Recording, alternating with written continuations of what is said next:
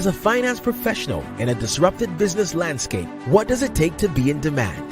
What does it take to attract great paying international roles? If you're an ICAN member, it'll just take one exam. That's all it takes to complete the globally recognized SEMA professional qualification and the internationally respected CGMA designation. As a SEMA member and a CGMA designation holder, employers will look at you as a finance professional, constantly acquiring new skills to add value to the business. That's why they'll be willing to pay premium to hire and retain you. If you have 5 years of relevant experience and are an ICAN member, you can directly sit for the final exam of the SEMA Professional Qualification, the Strategic Case Study exam. Start studying the SEMA Professional Qualification. Prepare to make an impact.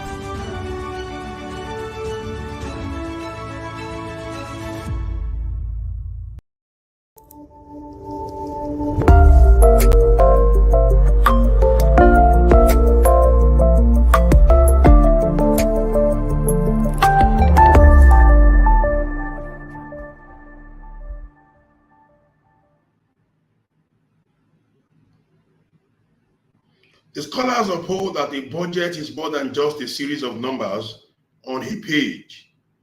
It is an embodiment of our outlook and values. Another says a budget is not about restricting what you can spend. It gives you permission to spend without guilt or regret. And with these words, I welcome you all, our professional colleagues, students, and friends of ICAN to another episode of ICAN-ngr, the great platform for learning, powered by our noble institute, the Institute of Chartered Accountants of Nigeria. I'm your host for today, Tosin Akinwumi, FCA. Please inform your colleagues and friends that the show has commenced, and you can be part of this show, ICAN-ngr, on all ICAN social media handles, ICAN Facebook page, ICAN YouTube channel. And today, Thursday, 7th December 2023, we shall be considering another topic: corporate budgeting in a Vuca environment. Corporate budgeting in a Vuca environment.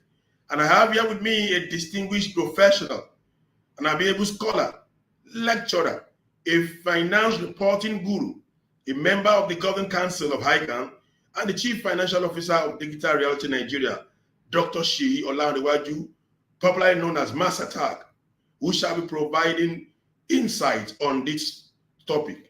So sit back and relax as I shall be taking him through the rudiments of corporate budgeting in a VUCA environment. I'll be right back. Please do not go away. As a finance professional in a disrupted business landscape, what does it take to be in demand? What does it take to attract great paying international roles? If you're an ICAN member, it'll just take one exam. That's all it takes to complete the globally recognized SEMA professional qualification and the internationally respected CGMA designation. As a SEMA member and a CGMA designation holder, employers will look at you as a finance professional, constantly acquiring new skills to add value to the business.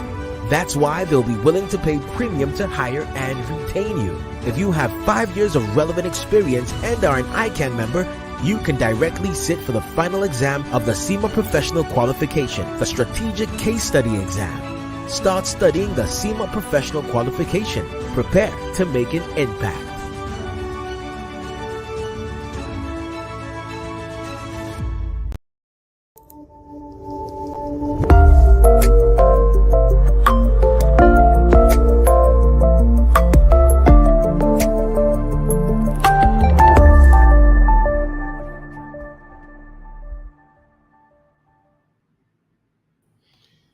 Yes, like I did mention that I have our guest in the house, a member of the ICAN Governing Council and the CFO of Digital Realty Nigeria, in person of Dr. Seyi Olanrewaju, FCA. Dr. Seyi, you are welcome to ICAN-ngr. Thank you very much, Tosin. It's my pleasure to be with you this evening. It is our pleasure also to have you on the show, and particularly when we want to talk about the topic, corporate budgeting in a VUCA environment. So quickly, let me take the brief profile of our guest on the show today.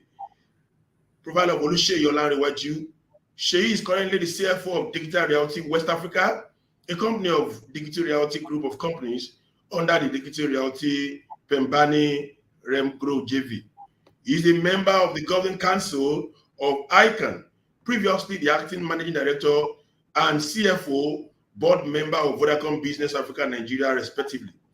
He is a 3-time recipient of the CFO of the Year Award in Nigeria 2016, 2018, and 2019. Also a recipient of Africa Influencer Award in the year 2020. Notable ICAN person in 2020, an award for service to humanity 2021 by Rotary Club. He has held various roles in multinational organizations, including ExxonMobil, PwC, Zenith Bank PLC, MTN Nigeria, General Electric, Internet Solutions, now Dimension Data, Konga Online Shopping Mall, Mixed Africa, TSL, and Secure ID Limited. He is a seasoned finance, IFRS, IPSAS expert, and respected analyst on corporate governance and financial reporting matters. With over 20 years practical experience spanning virtually all sectors of business endeavor. He sits on the board of many companies as non-executive director. She is a partner at Risk-Free Standard Associates, an ICANN's accredited tuition provider, former chairman SEMA UK Branch Committee, Nigeria, currently a member of the association SEMA UK Africa Regional Engagement Group. He is a graduate of Yaba College of Technology and obtained a BSc in Applied Accounting from Oxford Brookes University, United Kingdom, MBA from Lagos State University, MSc Finance from University of Leicester, United Kingdom, and Charisma University, TCI, United Kingdom.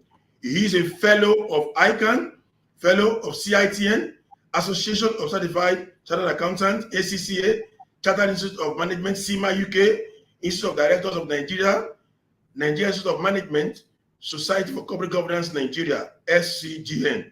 He currently serves in different committees of these professional bodies. Ladies and gentlemen, you can see that our guest on the show today is an erudite, is vast, and indeed a scholar par excellence. So once again, I want to welcome you, Dr. Seyi, to ICAN-ngr on this episode, sir. Thank you very much. Thank you, Tosin. Okay, so let's go straight into the questions. Our audience, of course, you know the way we're going on this show, start sending in your questions. I can assure you that our guest is on the show today, and he will be providing the expected responses to your questions. Tell someone to tell another that ICAN-ngr has commenced. So we go, sir. Vuca, which is an acronym for volatility, uncertainty, complexity, and ambiguity. So VUCA environments have been known to sometimes rubbish the analysis of technocrats, counter the predictions of pundits, and even alter the economic policies of government. And having you on as a guest on the show today will certainly enable our global viewers to learn from your knowledge, skills, and experience. Sir, kindly paint to our global viewers the picture of how technically destructive or devastating a VUCA environment looks like. Thank you very much, Tosin. I will start by saying that the process of budgeting, it's an organizational tool for entities and business, to plan their future. Usually when we look at budget, we're looking at the plan of expenditure, the plan of income over a 12 months, where you see yourself as an organization in say a year, fast forward. But generally speaking, it's just a tool for planning, because anything that has to do with the future is actually full of uncertainty, it's volatile, it's going to be complex, and of course, it's going to be ambiguous, because nobody can determine the future with 100% certainty. But generally speaking, I mean, we've been doing budgeting before this VUCA world we're in at the moment. And to some extent, we are able to predict what will happen in the next 12 months, at least with some degree of certainty. But what we are seeing now is honestly incredible, to the extent that what will happen in the next hour, in the next day, I mean, in the next week, in the next month, organizations generally struggle to be able to predict it now. And prior to now, we do this successfully for 12 months.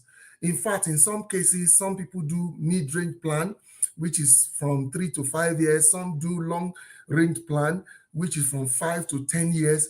And they can predict this future with some level of certainty. But in these days and time, it's been very, very difficult and a tall order for any entity to predict what will happen by way of doing budget in the next 12 months. Why? We've been hearing about Vuca word. I mean, this word Vuca has been around for, say, 5 years and all that. But in recent time, especially after COVID, it has been so pronounced that what is going to happen in the next minute, you may not be able to predict it. And that's why people coin the acronym Vuca to say the future now is very volatile. The future now is very, very uncertain and unpredictable. That the future now is very complex. And of course, is very ambiguous. You can't see it. And I will tell you, I will use some very basic example to explain, what we see nowadays. For women that goes to market on a regular basis, if you ask them, they will tell you that the prices they bought something yesterday is not the same price, they are buying it today. I get that a lot. To say, come on, guy, what I bought yesterday for 5 naira, when I got to the market today, is move on to 7 naira. So what we are seeing now and then in this VUCA word is that it's like what a student will call out of syllabus examination. You've read for an exam, you've prepared so well, covering the syllabus 100%, but you're not getting into the examination hall. You discover that the examiner has gone out of the syllabus. That is how this VUCA word is now. So it's very devastating, it's very disruptive. It's not good on business because what it means is that you cannot easily say this is where you are going as a business. Because of all these fundamentals, you cannot accurately or near to accurate determine what it will be in the next 12 months. So it's not good for business, it's devastating, it's killing some business. Just today, I read in the paper that one of the major manufacturing companies is leaving Nigeria. And I mean, about 5,000 people will lose their job. I can tell you for free, is because they are not able, to play around in this VUCA world. And it's not only them. About a month ago, thereabout, some companies are also checking out of the country. But the question is, where are you going? Everywhere we are experiencing this VUCA environment. So it's so devastating, but I mean, we're in it. And we need to put up very great strategies, to be able to overcome this VUCA world. Because, I mean, we have to do budgeting. Businesses have to plan, even plan more in this time and days that we're facing this uncertainty. Okay, beautiful. Thank you so much for that response. But writing in on your response, the last statement. So I have the next question for you. So many corporate bodies have actually caved in due to this destructive effect of VUCA environments. I would like you to run us through some of the reasons that led to those corporate failures. Yeah, thank you very much, Tosin.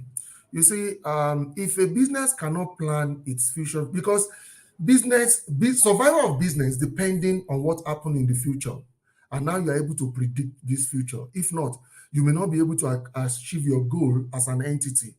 So in recent times, we've seen a number of businesses going down because it just couldn't survive this VUCA environment. What are the reasons we have seen that have caused these business failures that we have seen around? I would say number one is lack of research. So many businesses, have not invested enough, into the line of business they've embarked on. They've not, determined who their customers are, what problem, they are to solve, what solutions they are bringing to table. I know it's difficult now, but again, we can say that many of them have not done enough research. So that's number one that is making them to go down. Another one is that some don't even have a very solid business plan. It's so shabby. They have not done enough, to keep them focused and to bring clarity into their business. So they don't have business plan. If you run in this day and time without a plan, honestly, you are actually planning to fail like the saying goes, that if you fail to plan, you are planning to fail. So if you don't have a business plan in these days, I'm telling you, you may be swamped by what you see in the market that you cannot even predict. So another point that have brought some businesses down in this time and age is lack and inadequate funding. If you're not able to do planning, you are not also likely to be able to know when you will need resources in terms of funding for the business. So you just see that in the course of the year, they are cash out and they will not be able to embark on some of the production and all that they plan to do, just because the planning was not there and they have not been able to properly say this is when money should come in. So they cash out and they couldn't do any production anymore. So they will be stuck. So these have brought down so many businesses. Another point is financial mismanagement. Let me tell you, if you don't have a proper plan and budget as an entity, you are likely to be reckless in your spending because you don't have a tool that's supposed to be controlling you on how you spend and what should be your expectation in terms of inflow, in terms of revenue and all that. So mismanagement will likely come in. This also goes for an individual. If you don't have a budget as an individual, you'll be buying things by impulse. And before you know it, you will buy what you don't even need. So it's a problem. Another point is poor marketing. Some people have got very beautiful strategy. They have very good products and all that, but people don't see it. They believe that all you need is just for you to build it, and then naturally customers will come. In this day and time, with the competition we are seeing, if you don't put yourself out there as a business in terms of marketing and showcasing what you have, I am telling you, you may go there, because what will happen is that people will go for the product they can see everywhere, see on social media and all marketing channels, and they will not see you. And it's just like we say that out of sight is out of mind. If they don't see you, they will not patronize you. So some companies have not really, invested in marketing. They have very poor marketing strategy. And that, of course, is one of the reasons why they have failed. Then another point is keeping abreast of customer needs.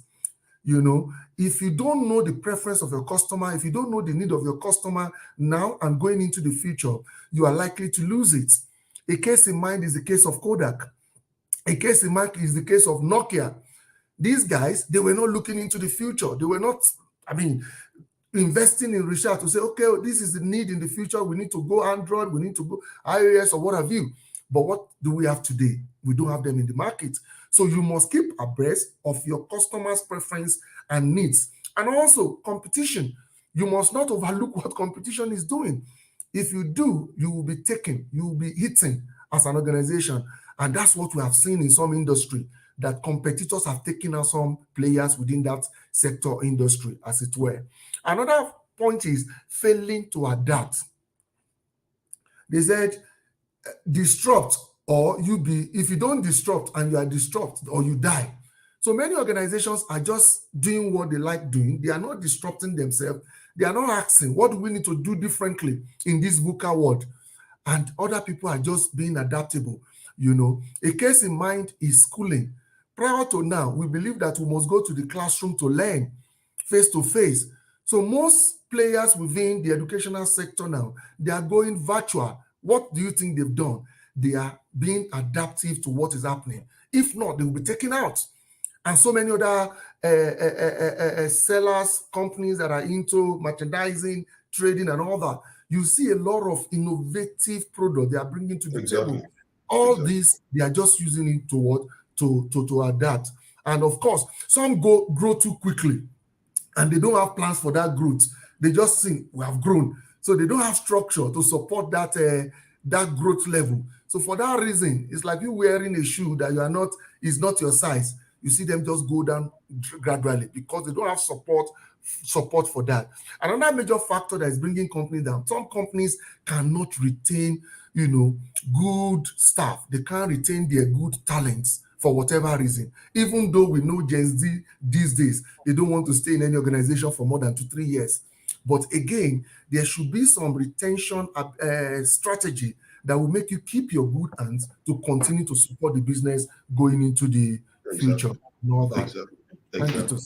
Thank you very much, sir. When your guest is a recipient of the Best CFO Award for 3 good years, and is also a lecturer. Then what you expect is that for a question, you may be getting not less than 10 to 15 points to support that response. I'm not surprised we're having this from our own mass attack. Thank you so much for hammering that question. So moving on, now going to the mainstream of the topic. So in the face of all the odds, I'll ask, is it possible to have a realistic corporate budget in a Vuca environment? If yes, how? And if no, why will it not be possible? So Tosin, I will tell you, even before we get to this level we have, where you can't really predict what will happen tomorrow. Talk less of you say you want to predict what will happen in a year. You know, we have not been able to do a budget that will be 100% of actual. Why? Is the future. What you have just done is an estimate. But in this VUCA world, it's becoming more difficult for you to have a realistic budget, that is, budget that will tally with your actual. And I'll give you some examples.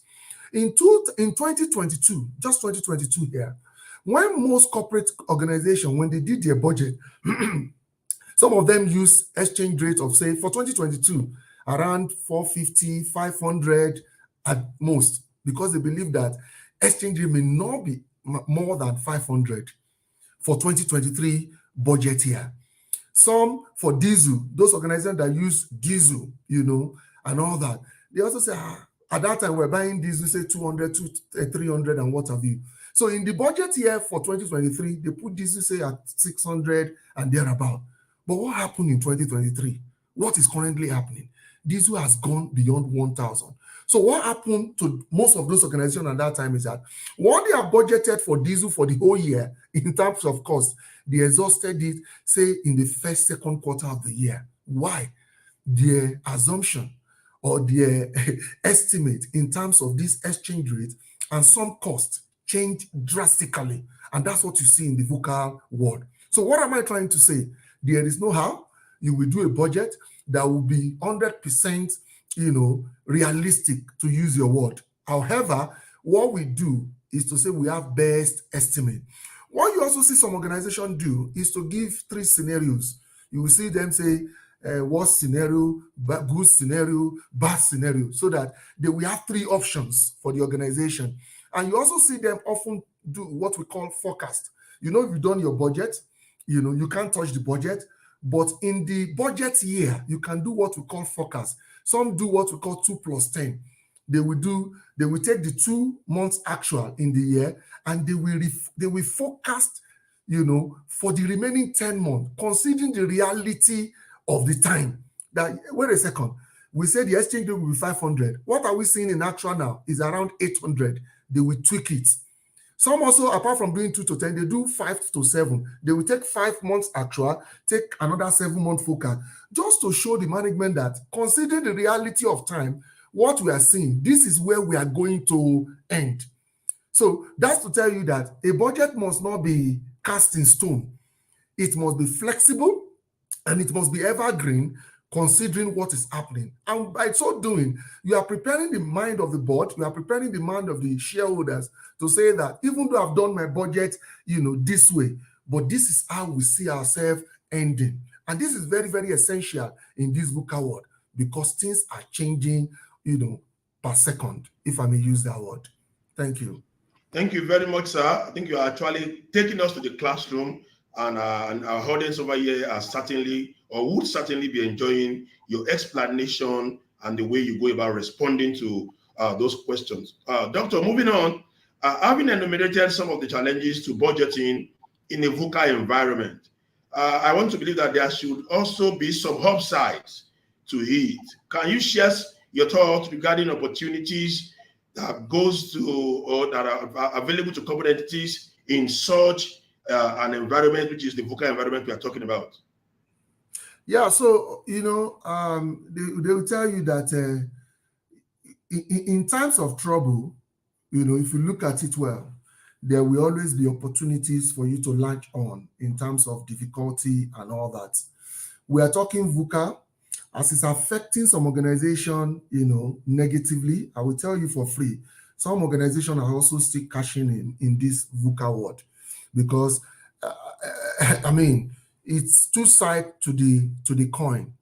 Just like I've mentioned to you, in this VUCA world, you cannot really estimate what the future is with some high degree of certainty. So what does that mean to you? You must leave to yourself a leeway where you can do some tweaking when this reality is dawning on your organization. So as bad as it is, you understand me, all you need to do is to build resilience, is for you to be adaptable so that you can take the advantage. You understand me? Is for you to to make the budget or your plan evergreen. What is happening now? You understand? And of course, when you're also doing the budget, give yourself some leeway to say, what if? You understand me? And that's why I mentioned to you the other time that you can give options. You can do 3 scenarios to say if it does not work, the plan B will work. If this does not work, plan C will work. So it's not all bad. That's the point I'm trying to make. You can still, take advantage of it to a certain extent when you are very flexible and adaptable. And if you also build resilience into what you have done. So it's not all, red. There are some green lights in it. And of course, when I say just make adjustment, that's the point I'm trying to make here. Give yourself a leeway to change some things based on the reality of the day. Okay, thank you very much, sir. And it's good to know that there are also opportunities even in this VUCA environment that we talk about. Okay, Doctor, for corporate managers or business leaders, what are the kinds of safeguards or control mechanisms that should be taken into consideration or that must not be overlooked during budgeting in a VUCA environment like ours? Yeah, thank you very much, Tusi. A whole lot of things, actually, but I'll just mention a few of them. So, number one, you must not overlook, or underrate your assumption. Your assumption must be, thoroughly thought through. You must do research, to determine where the future is going. Get information from everywhere. Get information from NBS, get information for financial derivative, just to mention, at least get information everywhere, and some international research organization that will tell you, that will predict where these macroeconomic indices and factors are going. Because if you don't do that, it means that, like the Bible says, if the foundation is not set right, what can the righteous do? So at the point of building your budget, a lot of assumptions come in. So what I'm saying is that you must not overlook those assumptions. You must do very thorough research so that whatever you are putting forward will be more, a little close to what actual will be. Don't forget, we have said it's a VUCA word, it changes like anything, but prepare for it. Do your research very well so that you don't get it wrong at the point of assumption. If you do that, it means that the budget can never be achieved in the first place. Another one is that you need to get the cooperation of the team within organization, because budget is not done by just an individual. Budget is not done by only finance. You need to carry along all departments within the organization, get their input into the business. For instance, you can't sit in finance and say you want to do budget for revenue and income just by yourself. How do you want to do that? Why are you not talking to the sales guys that are constantly relating with the customer, that are constantly in the market, hearing what competitors are doing, getting price information of competitors and all that? So if you ignore those kind of people when you are doing budget, it also means that the budget is likely to fail ab initio. So you need to get the cooperation of every department, of every executive, and get their input into the budget. I've mentioned before that you need to do thorough market analysis. Very, very important. What are competitors doing? Where is the market going? And all that. All this must be factored into your budget. And of course, when you've now collected the budget and everything, you must also do internal presentation, to the team, communicate with them, carry them along on the outlook of the budget, where it's going, what your profitability, look at your different indices and see whether you have met what target has been set by the board for the management team and all that. And if not, you guys should tweak it together, agree on it together. Because if you don't agree on it together, they will say it's your budget. They will be telling you, you put the figure for the revenue, you put the figure for cost now. What do you want us to do? And all that. So that's what's it called? Cooperation is also very essential at the point budget is being put together. So, I mean, with those, I think you will get a budget that is very near to actual in the budget period. All right. That's very fantastic. That's a good one, sir, and that's a good one. Okay, still moving on the path of opportunities in the Vuca environment, opportunities that are bound while making budget in the Vuca environment. So, research or history has shown that some of the world's greatest inventions and discoveries took place during the Vuca seasons or in the Vuca environment. So, what do you have to say about the Vuca environment in such context, sir? So, I mentioned to you that they say problem is the mother of invention. If you are not facing tough time, at times, some thoughts will not come to your head. You understand what I mean? So what this have happened, COVID further intensify VUCA, because during COVID, so many organizations, manufacturing firm, what have you, they were not able to produce, and what does that mean? After COVID, we had a lot of backlog. Supply chain suffered. A whole lot of industry were badly affected with what happened and all that, But what we are seeing, and that's why I mentioned earlier that we need to build resilience. We need to be flexible. We need to be adaptable. What we are seeing is that most organizations, understanding the time and period we have, that is full of volatility, is full of uncertainty.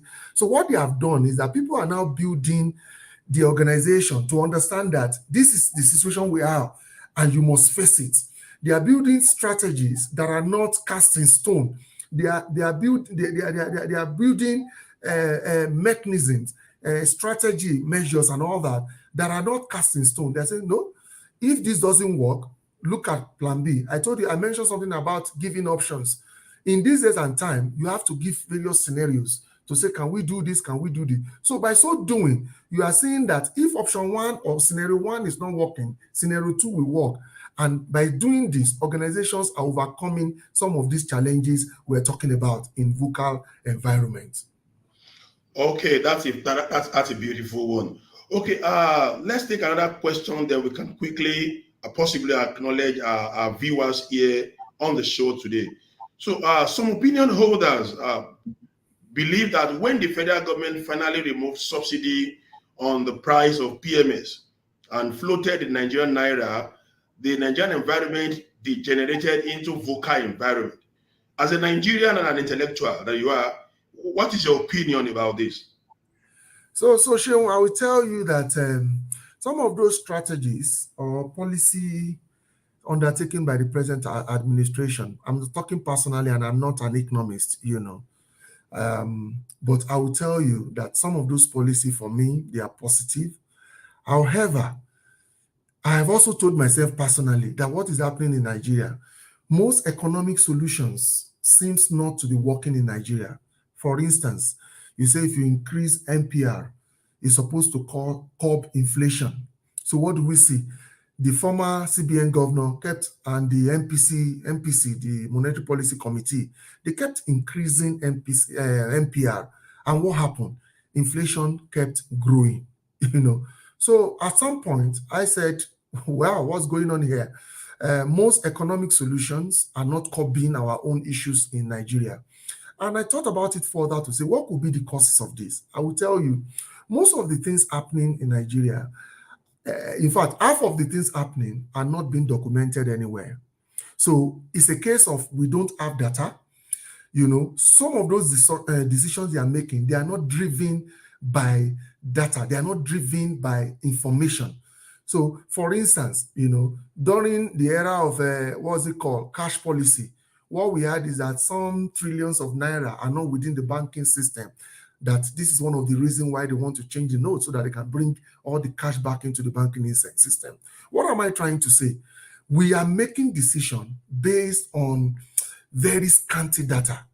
So those policies, those strategies that are ordinarily supposed to curb some of the problems we are having in Nigeria, for example, the unification of the exchange rate, for example, the inflation, they are not happening because we don't have data to support most of those decisions. So, I mean, it's getting worse even in Vuca environment. It's getting very worse because things are changing rapidly and we are not, meeting up in terms of strategy and policy to curb those things. Why? We don't have information. Okay, we are missing out because we do not have information, and that's a good one. If you have been part of this program, of course, you have been hearing from our own council member and the CFO of Digital Realty Nigeria, in person of Dr. Seyi Olanrewaju, FCA, who has been speaking on the topic, corporate budgeting in a Vuca environment. Let's quickly go on some commercials. We will be back shortly. Don't go away.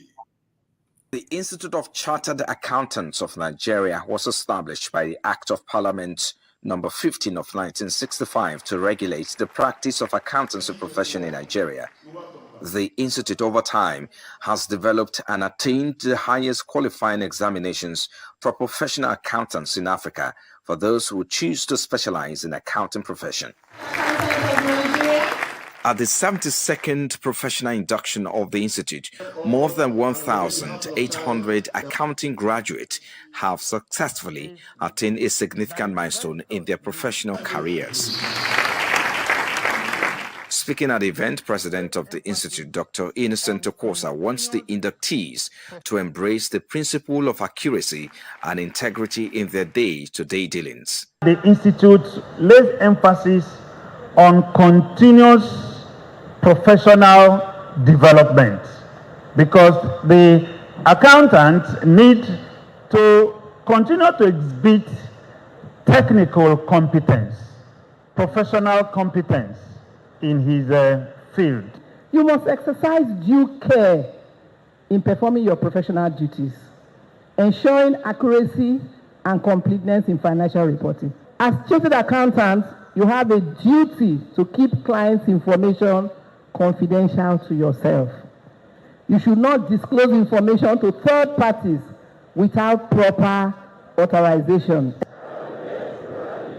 To the Institute of Chartered Accountants of Nigeria, that as a chartered accountant, while taking oath of allegiance, inductees pledge to perform their duties and fulfill rightful obligations to the Institute. We are going to provide information that investors need to make investment decisions. Our primary focus used to be on financial reporting, but today we're beginning to learn that financial reporting alone is no longer enough for the investors to make informed investment decisions. They require, in addition, sustainability reporting.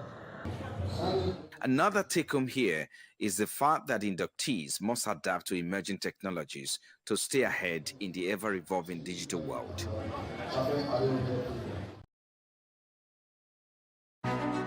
As a finance professional in a disrupted business landscape, what does it take to be in demand? What does it take to attract great paying international roles? If you're an ICAN member, it'll just take one exam. That's all it takes to complete the globally recognized CIMA professional qualification and the internationally respected CGMA designation. As a CIMA member and a CGMA designation holder, employers will look at you as a finance professional, constantly acquiring new skills to add value to the business. That's why they'll be willing to pay premium to hire and retain you. If you have 5 years of relevant experience and are an ICAN member, you can directly sit for the final exam of the CIMA Professional Qualification, the Strategic Case Study Exam. Start studying the CIMA Professional Qualification. Prepare to make an impact.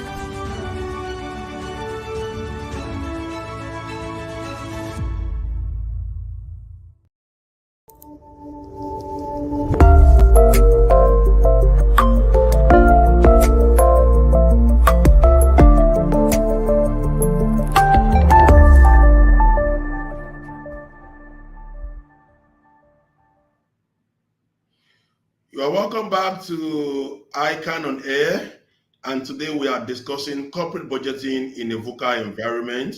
And our guest on the show today is our governing council member and also the CFO of Digital Realty, person of Dr. Seyi, Olanrewaju, FCA.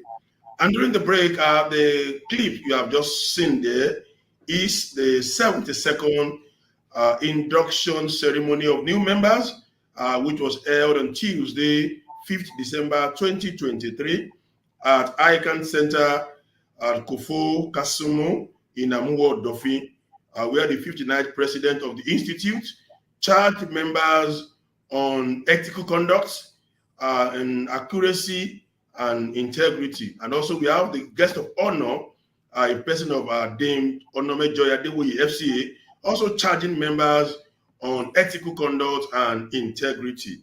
So I'm sure the 2014 members that have joined the Noble Institute actually know that it is a good and noble institute. They have become part, and they will do all they can to ensure they have a good and a meaningful career journey in accounting. So once again, we welcome you to the Institute.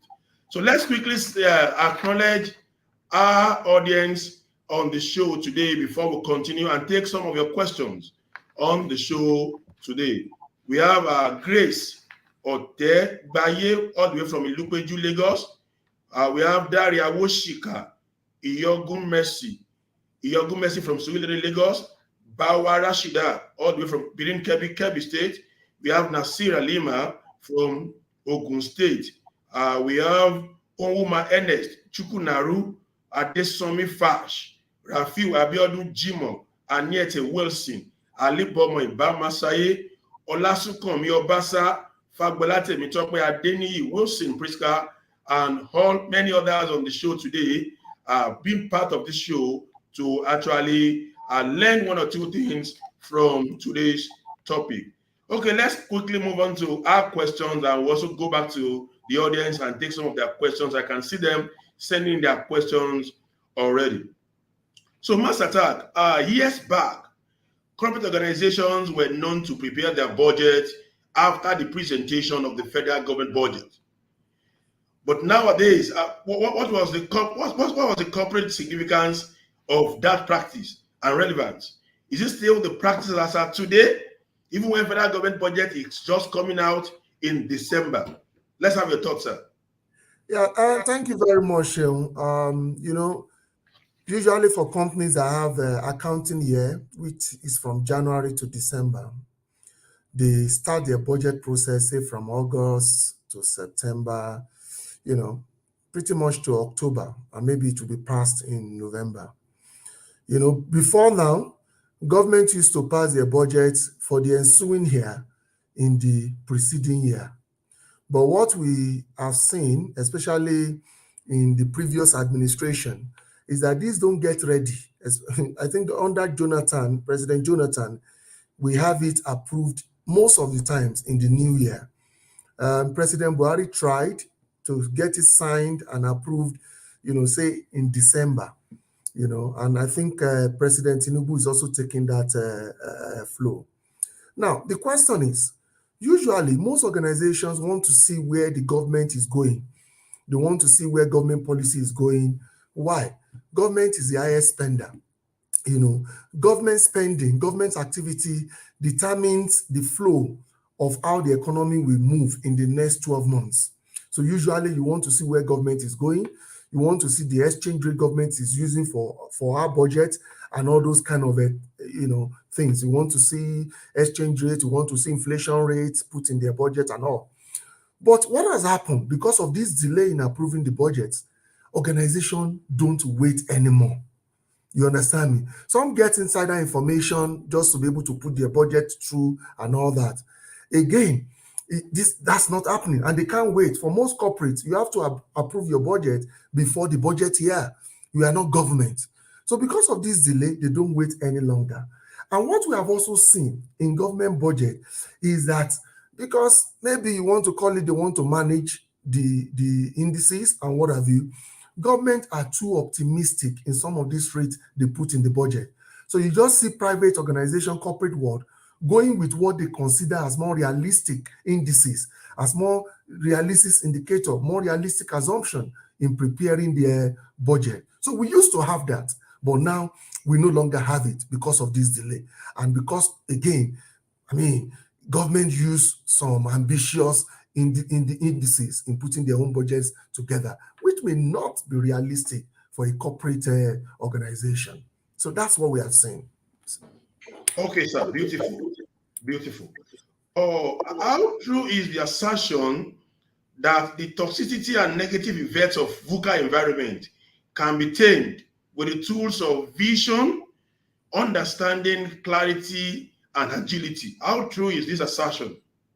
So Tosin, the assertion is honestly very correct, because like I told you, for any organization to survive in this VUCA world, they need to have clarity of purpose. They must be very focused. You understand? I was using the example of individual that doesn't have a plan, that they will be buying stuff by impulse and all that. What planning during this VUCA time does to an organization is that it helps them manage the organization. It gives them focus. It makes them, run with the strategy, run with the goal that they have put on in black and white. So it's very true. I must say that in this VUCA world, all that can make you survive is when you have a plan, and that plan will give you focus, it will give you clarity, it will guide you and all that. So it's the statement or the assertion, it's very, very true. Yeah. Okay, that is a true assertion as confirmed by our own master tag. Let me take this question, then I'll quickly move to the audience and take their question. Despite the practical harsh business operating climate in Nigeria, some corporate bodies have been posting huge profits. Could such profit be attributed or tied to their corporate budgeting process? If yes, how? And if no, why, sir? So I mentioned to you the other time that there are two sides to VUCA. When we talk about volatility, for instance, the opposite of it is when an environment is stable. Some organizations took advantage of VUCA because, they have very robust budgets, they are focused, and they make very good profit during it. Some organizations lost because they were not too adaptable. Their plan were not flexible.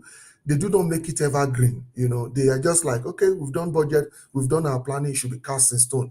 Even when reality is saying, come on, you need to pull some string and all that. So for companies that have made profit within this VUCA environment, what some of the things that would have helped is that flexibility, that adaptability I mentioned. And I'll give an example. For instance, what I sell is principally affected by diesel cost. And I've planned for 2023 that my diesel cost will be, say, 600 naira.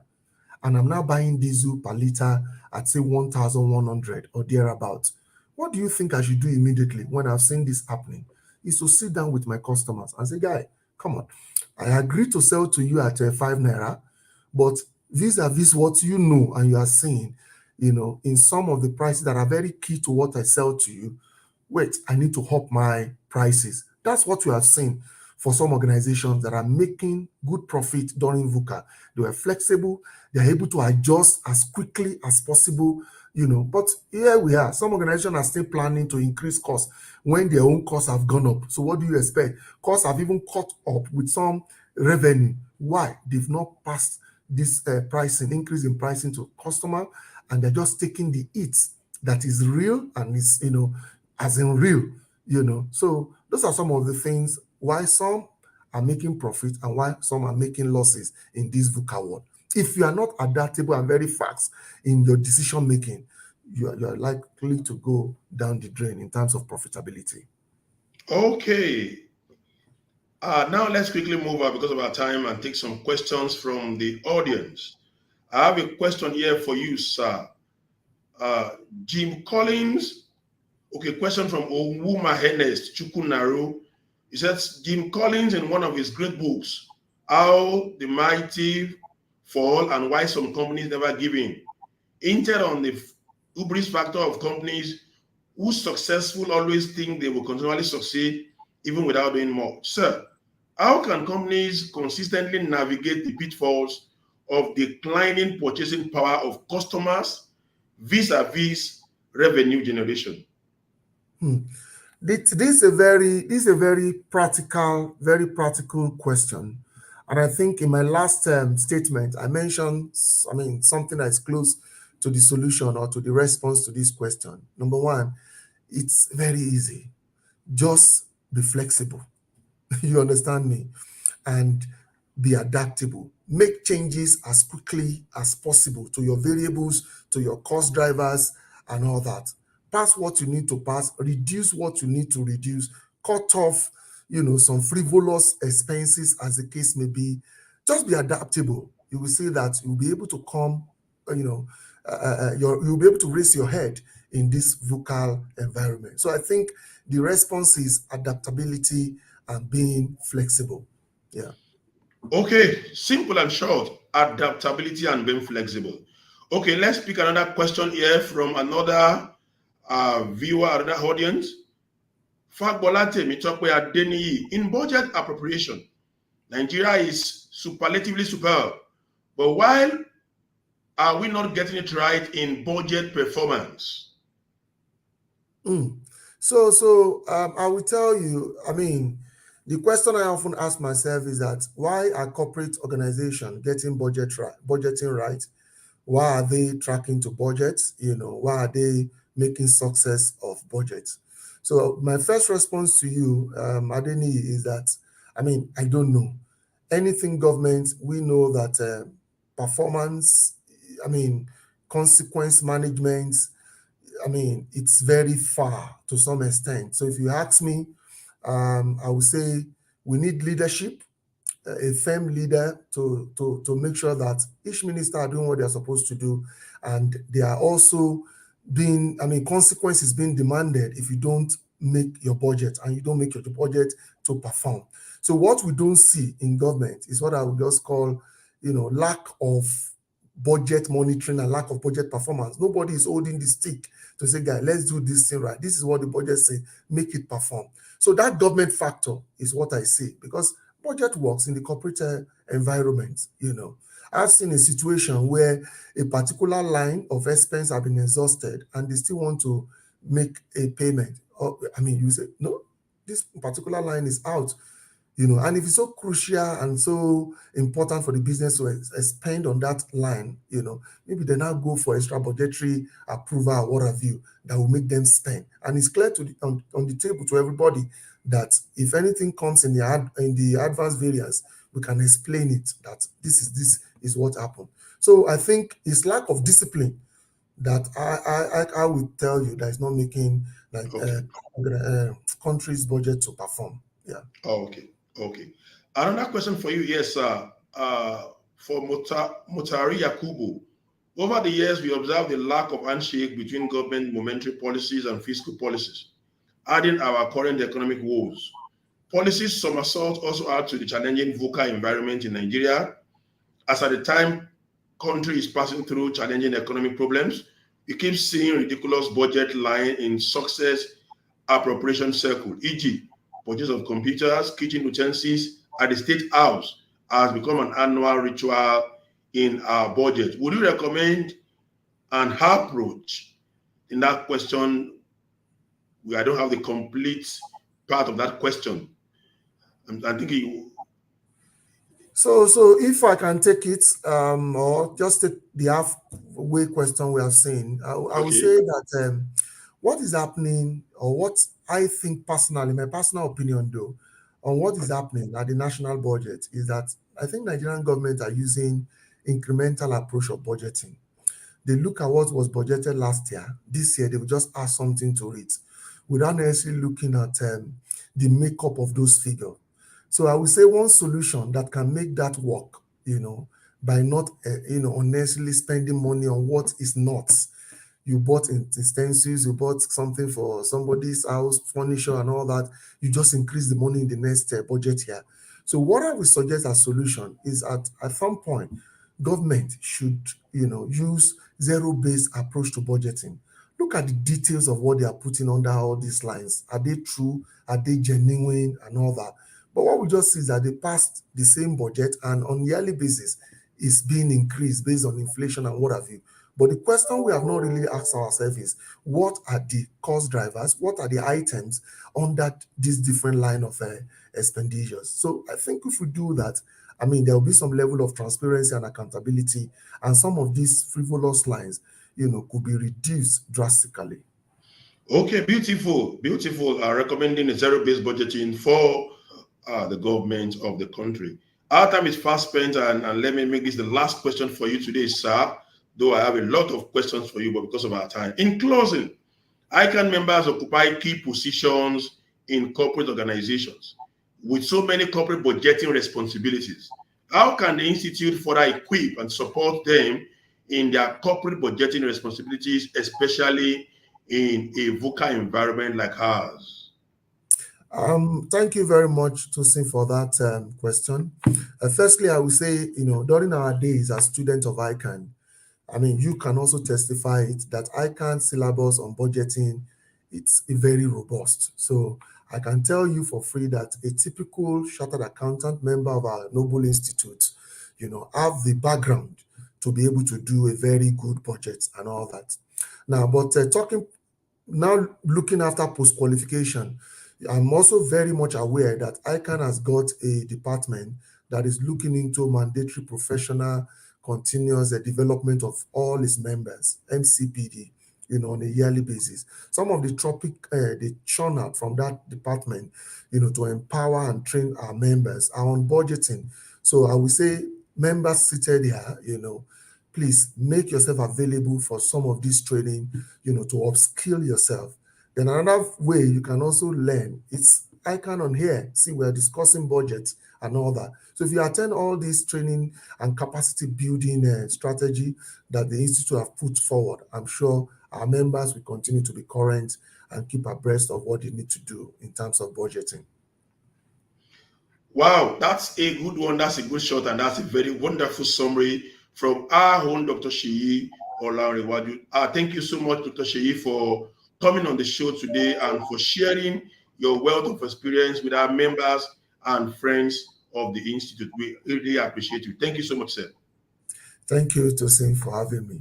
Thank you. Thank you, sir. Okay, let's quickly take some announcements and we can close the show. The 22nd Fellowship Conferment Ceremony comes up on Saturday, December 16th, 2023, and at the venue, Landmark Event Center, Victoria Island, Lagos. Before now, the registration are closed, but there is now an extension of registration till Saturday, 9th December. So, if for all eligible members to have their fellowship status, you can still register and apply for fellowship between now and Saturday night.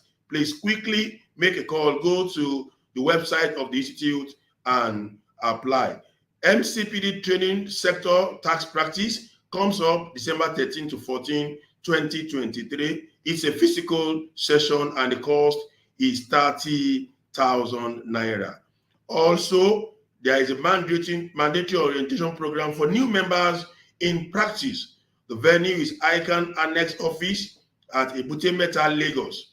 And the date is Thursday, 14th December 2023. So please, if you are interested or you are eligible, ensure you are part of this mandatory orientation program.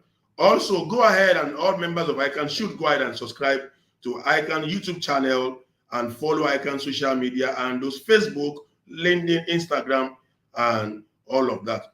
And that will be our show today. I want to say thank you for being part of the show. Till I come your way again with another wonderful guest, another topical issue, I will say please stay safe and sound. On behalf of the editorial team and the producers of ICAN on Air, I remain Tosin Akinwumi, FCA, saying thank you and bye for watching.